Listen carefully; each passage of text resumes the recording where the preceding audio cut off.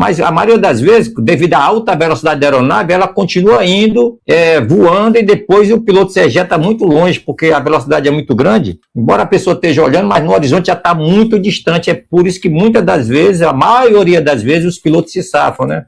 Não tem marca de míssil nesse avião, então tudo indica que pode ter sido arma de tubo, metralhadoras pesadas, canhões antiaéreos, pode ter sido alguma coisa aí.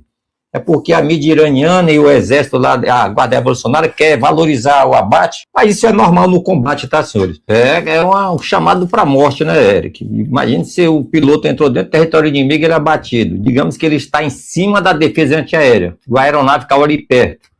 Provavelmente ele se torna, se ele não morrer com fogo inimigo, né, porque tem país que não respeita o Tratado de Genebra, continua atirando no paraquedas da pessoa, do piloto, no caso. E caso ele caia no solo ali onde o perímetro é área vermelha ao máximo ali, gente para todo lado, ele vai ser capturado, levar a surra, vai servir de moeda de troca, né? Mas a maioria das vezes, devido à alta velocidade da aeronave, ela continua indo, voando, e depois o piloto se ejeta muito longe, porque a velocidade é muito grande. Embora a pessoa esteja olhando, mas no horizonte já está muito distante. É por isso que muitas das vezes, a maioria das vezes, os pilotos se safam, né? Porque a aeronave está na velocidade alta demais, e a aeronave segura um tempo ali, sem ter explodido, então o piloto segura, se afastar o máximo, depois ele ejeta. Quando ele vê que está chegando próximo do solo, ele se ejeta ali. Ou se a aeronave estiver pegando fogo muito, né?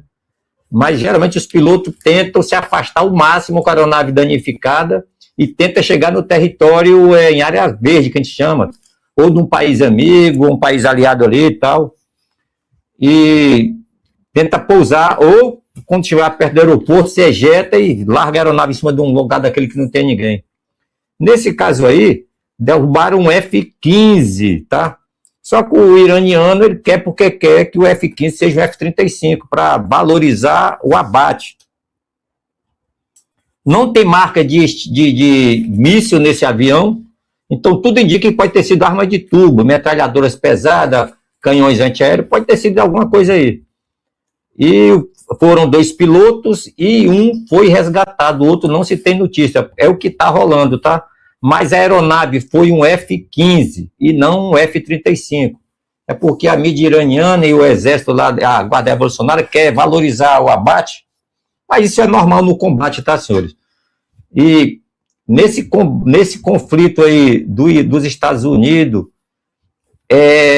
muitas aeronaves já caíram sozinhas. O americano tem um histórico triste de aeronaves caírem em tempo de paz. Só o F-35, para vocês terem uma ideia, juntando todos os F-35 que produzidos pelos americanos, já foram mais de quase 140 F-35 caíram em tempo de paz, sem ter guerra nem nada. A força aérea que mais perde caça em tempo de paz é a Índia. Lá é conhecido como a Viúva Negra. O piloto sobe e a esposa vai ficar sem o piloto, porque o cara cai com a aeronave com tudo. Infelizmente isso acontece. O caça, as turbinas é muito forte, né? Então tem esses problemas. E o Irã aproveita aí para qualquer notícia de caça americano caindo, danificado, e jogar na conta que foi ele. Mas me parece que esse F-15 foi eles que derrubaram, tá? Agora não sabe se foi míssil ou se foi arma de tubo. Parece que foi arma de tubo, tá? Canhões antiaéreos, alguma coisa assim. Parece que não foi míssil de ombro nem médio alcance. Foi armas de tubo aí, deve ter passado voo rasante, que o F-5 faz esse tipo de ataque ao solo também. Aeronave para ataque pesado. Não é aeronave para guerra, contra sistema de guerra eletrônica, ele é para devastar o terreno depois que os radares tenham sido destruídos. A assinatura dele é muito gigante, é muito grande. É uma aeronave grosseira para o radar. Então ele não é uma aeronave afinada, ele é muito antigo, então, mas a função dele é destruir tudo, desde que não tenha uma oposição antiaérea forte, que é para ele passar fazendo o trabalho dele. Mas foi isso aí que aconteceu, tá? Realmente foi um F-15, tem as fotos já em tudo que é lugar. Não sei por qual motivo o Irã acha que o povo não vai saber que F-15 é diferente do F-35. As asas são diferentes, os profundores, tudo é diferente, tudo. Tá bom, Érico? Foi isso que aconteceu. E quanto ao resgate, uma das missões nossas no curso de comandos anfíbios é fazer resgate. E durante o curso a gente faz 2, 3 missões de resgate durante o curso para aprender, porque tem uns protocolos, entendeu? Para infiltração. Vou dar uma aula aqui rapidinho, aqui, uma explicação para o público, aproveitar para o público entender como é que funciona. Vai ter uma operação. E a tropa ficou lá no batalhão. Uma parte da tropa vai lá no comando de defesa aeroespacial. Ou se for o teatro principal for da Marinha, todos os pilotos vão lá para a Marinha. Se for a Força Aérea, todos os pilotos vão na Força Aérea, mais os integrantes de operações especiais para o briefing. Lá o cara fala, ó, se for derrubado, o código é esse aqui, a letra código é esse aqui, autentica assim, assim, pronto. Esse oficial de ligação foi lá fazer esse briefing com a Força Aérea, o Exército Brasileiro, o pessoal da aviação. Voltando para o nosso caso toneleiro, esse oficial vai lá e paga a missão para a gente, ó.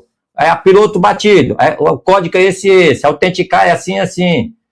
Aí, porra, é uma trabalheira do caralho, porque tem a coordenação com a Força Aérea, tem com a artilharia, no caso do Coman, que o Coman foi o curso mais complexo por causa disso. Aí tem a tabela de comunicações com a Força Aérea, tem com o pessoal da aviação, tem com a Força Aeronaval, tem com o submarino, tem com a fragata, tem com a artilharia. É um verdadeiro inferno. Então tem vários planos de comunicações e o que a gente dá mais atenção, dos mais foda, é para a parte de SAR, o CSAR, que é o combate e resgate de pilotos em linhas inimigas. Então, é por isso que você sabe qual o código que o piloto que caiu tem, porque ele passou com aquele oficial que foi lá 2 meses antes, às vezes 6 meses antes do conflito, já tem esse código já, todo mundo sabe o código da aviação, qual a palavra que tem que usar no rádio, qual a letra que o cara tem que responder, que a gente chama autenticar, porque se o inimigo entrar na tua fonia, ele se passa pelo piloto, entendeu, senhor? Então, tem uma linguagem que só a gente conhece. E muitas das vezes, de tanto você operar, você conhece até a voz do piloto.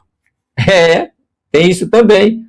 Como a Marinha tem poucos caça, por exemplo, se tiver um oficial X que seja meu camarada lá, só ele entrar no rádio já sei que é o oficial que está falando lá.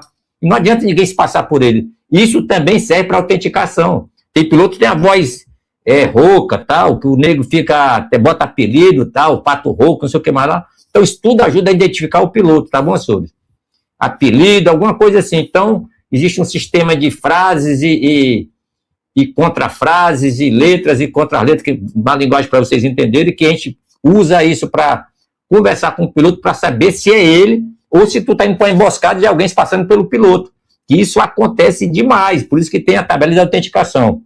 Então, a grosso modo, para o público entender, isso é um curso, demora pra caramba, um curso desse de resgate, é um curso avançado das Forças Armadas, que o Comanf tem que fazer parte da formação dele.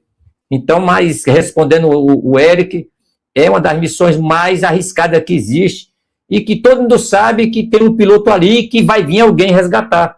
Todo mundo sabe, isso é universal. Derrubou um piloto chinês, a guerra com o americano. O americano sabe que o chinês vai resgatar o piloto dele.